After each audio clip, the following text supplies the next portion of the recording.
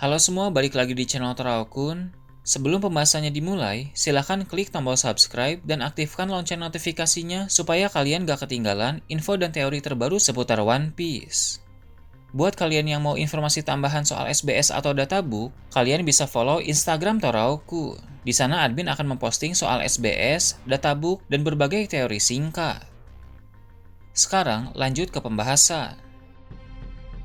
Cerita dalam chapter kali ini dimulai dengan memperlihatkan Garnivi Garland yang sedang marah-marah kepada seorang kesatria suci. Satu orang kesatria suci sedang menjalankan misi di Pulau Elbaf. Dia harus membunuh Jaguar Disau secara diam-diam dan mengambil buku catatan Joy Boy. Kesatria suci itu bilang melalui Denden Mushi bahwa dia sudah meracuni Sal di perpustakaannya dan hanya tinggal menunggu waktu saja sampai racun itu bekerja dan membuat Sal tewas. Namun sang kesatria suci itu tidak menemukan buku catatan Joy Boy. Garland pun marah karena yang paling penting adalah mencari buku catatan itu. Percuma jika Sal dibunuh, tapi buku catatan Joy Boy masih ada di sana dan berpotensi dibaca oleh orang lain. Apalagi jika buku itu ditemukan oleh Luffy yang merupakan sang Joy Boy yang baru. Pada chapter yang lalu, kita tahu bahwa Sal tiba-tiba tumbang di dalam perpustakaannya. Tentu alasan mengapa Sal bisa tumbang bukan karena masalah kesehatan fisik biasa, melainkan ada seseorang yang sengaja meracuni Sal dengan tujuan untuk menghabisinya secara diam-diam. Orang itu merupakan salah satu kesatria suci tadi yang diberi misi khusus untuk membungkam sang raksasa tersebut dan mengambil buku catatan Joy Boy. Tentu bukan hal aneh mengapa pemerintah dunia sangat ingin Sal mati, sebab dia telah mengetahui berbagai kebenaran sejarah melalui buku-buku dari Ohara. Kabar soal perpustakaan Sal di Elbaf itu pun sampai ke telinga pemerintah dunia karena mereka memiliki banyak informan sehingga mereka pun memutuskan untuk segera menghabisi Sal di pulau itu. Selain karena Sal mengetahui informasi yang berbahaya, dia pun memiliki benda yang bisa mengancam pemerintah dunia. Itu adalah buku catatan Joy Boy yang telah disebutkan tadi. Bukan hal mengherankan jika seorang petualang seperti Joy Boy memiliki buku catatannya sendiri. Kita bisa melihat contoh seperti Kozuki Oden yang menulis kisah petualangannya dalam sebuah buku yang kemudian dibaca oleh Yamato dan Momonosuke. Joy Boy pun sama, dia menuliskan kisah petualangannya semasa masih menjadi bajak laut. Belum diketahui mengapa buku itu bisa berada di Elbaf, entah karena Joy Boy sendiri yang meninggalkannya di sana, atau dalam perang abad kekosongan, ada seorang raksasa Elbaf yang mengamankan buku itu setelah Joy Boy mati. Sebab Elbaf merupakan sekutu Joy Boy dan kerajaan kuno pada perang abad kekosongan itu. Informasi apa saja yang tertulis di dalam buku catatan Joy Boy tidak ada di dalam poneglyph manapun, sebab poneglyph hanya mencatat bahwa Joy Boy pernah menjadi bajak laut pertama di dunia dan lebih fokus pada kehidupan Joy Boy setelah petualangannya, di mana dia kembali ke kerajaan kuno dan berperang melawan aliansi 20 kerajaan. Sedangkan buku catatan Joy Boy berisikan kisah lengkap tentang petualangan sang karakter legendaris itu sewaktu masih menjadi bajak laut. Rumor tentang eksistensi buku itu sudah diketahui oleh pihak pemerintah dunia, sehingga seperti yang admin bahas tadi, mereka mengirim kesatria suci untuk mencarinya. Namun sang kesatria suci tidak berhasil menemukan buku itu karena Sal tidak menaruhnya di tempat yang mudah terlihat. Sal menyimpan buku tersebut di suatu tempat yang sangat rahasia dan hanya diketahui oleh dirinya sendiri. Diketahui bahwa Sal tidak mati meski telah diracun, melainkan dia bisa bertahan dan mendapatkan perawatan intens dari seorang dokter di Elba. Setelah Sal cukup pulih, dia mulai mengambil buku catatan Joy Boy yang dia sembunyikan. Dia bilang bahwa dia harus segera memberikan buku itu kepada Robin, sehingga Robin bisa mendapatkan pengetahuan penting tentang bagaimana petualangan Joy Boy pada masa lalu. Robin memang akan menjadi orang yang menjadi pembaca buku itu untuk Luffy, karena orang seperti Luffy tidak akan tertarik pada sebuah buku. Jadi harus ada orang yang membacakan untuknya, dan orang yang paling tepat untuk itu memang adalah Robin. Dari sekian banyak informasi yang ada di dalam buku tersebut, ada 5 hal yang bisa dibilang yang paling menarik. Pertama, informasi tentang kelompok bajak laut Joy Boy. Dari buku itu, kita bisa mengetahui bahwa nama kelompok Joy Boy adalah Dawn Pirates atau bajak laut fajar. Dawn atau fajar memang memiliki kaitan yang sangat penting terhadap cerita One Piece. Dalam kelompok tersebut, Joy Boy tidak memiliki banyak kru, melainkan hanya ada beberapa kru saja, tapi semuanya sangat kuat dan berasal dari ras-ras yang berbeda. Dalam kelompok Joy Boy itu ada Ryuma, sang pendekar pedang. Jadi tak heran mengapa Wano Kuni memiliki hubungan mendalam dengan kerajaan kuno, karena Ryuma dan Joy Boy memang berteman dengan baik. Kedua, dalam buku catatan Joy Boy juga tercatat bagaimana dia mengeksplorasi soal buah iblis dalam petualangannya. Joy Boy merupakan karakter yang memiliki rasa ingin tahu yang sangat besar, termasuk soal buah iblis. Dia pun mencoba untuk mencari tahu dari mana sebenarnya asal-muasal buah iblis yang tersebar ke seluruh dunia itu. Joy Boy mengetahui bahwa ada 3 pohon penting di dunia yang menghasilkan buah iblis. Pertama, ada pohon harta karun Adam di Elbaf. Kedua, ada pohon Hawa yang akarnya bisa kita lihat di pulau manusia ikan. bulan, dan ujung cabang atasnya terindikasi ada di Marijoi.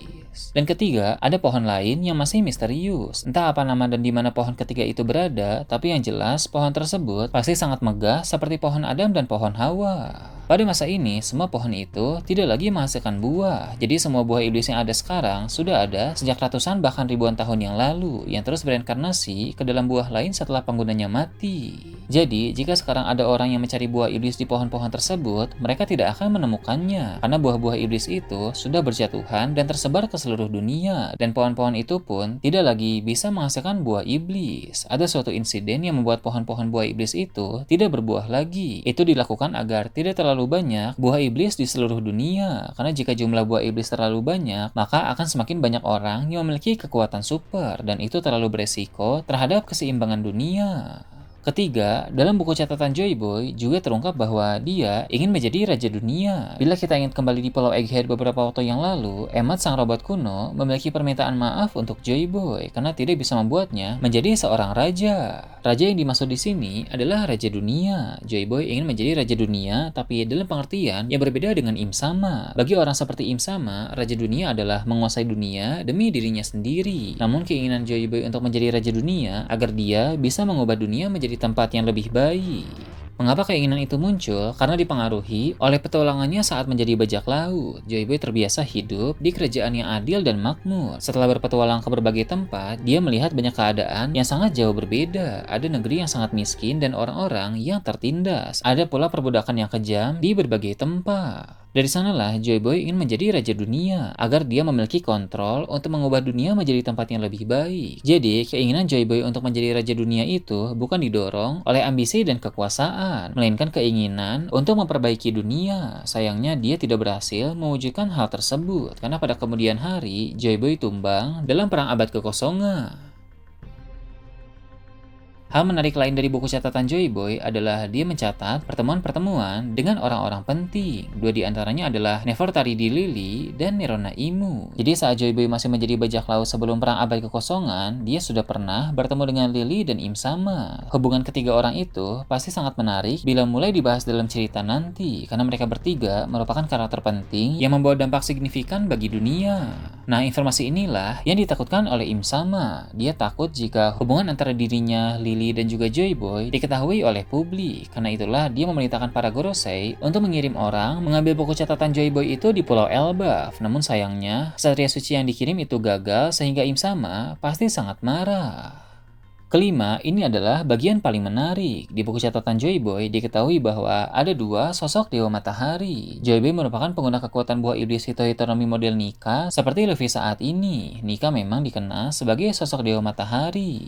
Namun ternyata ada sosok lain yang juga disebut sebagai dewa matahari, dan sosok ini tidak seperti Nika yang ceria dan suka melakukan pembebasan. Dewa matahari yang satu lagi merupakan sosok yang sangat kejam. Seperti dalam mitologi di dunia nyata, dewa matahari memang tidak hanya ada satu, melainkan ada banyak dari kisah-kisah yang berbeda. Nah, di One Piece pun sama seperti itu. Ada dua sosok dewa yang dipuja sebagai dewa matahari. Ketika beberapa waktu yang lalu Rod berperan menjadi dewa matahari, dia berpakaian hitam dan memakai topeng tengkorak rusa yang menyeramkan. Itulah penggambaran dewa matahari lain selain dewa matahari Nika. Memang cukup aneh jika Rod ingin menjadi dewa matahari Nika, tapi malah berpenampilan menyeramkan seperti itu. Padahal raksasa lain tahu bahwa Nika memang berwarna putih, seperti Dory dan Brogy yang bilang bahwa Luffy mirip dengan dewa matahari. Maka dengan begitu, memang ada dua dewa matahari yang dipercaya oleh penduduk Elbaf. Ada yang baik dan juga yang jahat. Orang seperti Dory dan Brogy memuja dewa matahari baik, yaitu dewa matahari Nika, dan orang-orang seperti Loki dan Rod memuja dewa matahari jahat yang lain. Kekuatan dewa matahari jahat ini pun termanifestasi dalam buah iblis tertentu, dan dulu Joy Boy pernah menghadapinya dalam perang abad kekosongan. Melalui pertarungan yang sengit, Joy Boy akhirnya berhasil memenangkan pertarungan itu. Orang itu pun mati dan kekuatan buah iblisnya bereinkarnasi pada buah lain yang ada di lingkungan sekitar. Buah iblis dewa matahari jahat itu pun disimpan oleh bangsa raksasa dan menjadi harta karun turun-temurun dalam keluarga kerajaan selama ratusan tahun, sampai pada akhirnya 6 tahun lalu Loki mengonsumsi buah iblis dewa matahari yang jahat itu. Jadi tak salah mengapa Loki mengaku sebagai dewa matahari. Dia memang pengguna kekuatan dari dewa matahari, tapi dewa yang lain selain dewa Nika.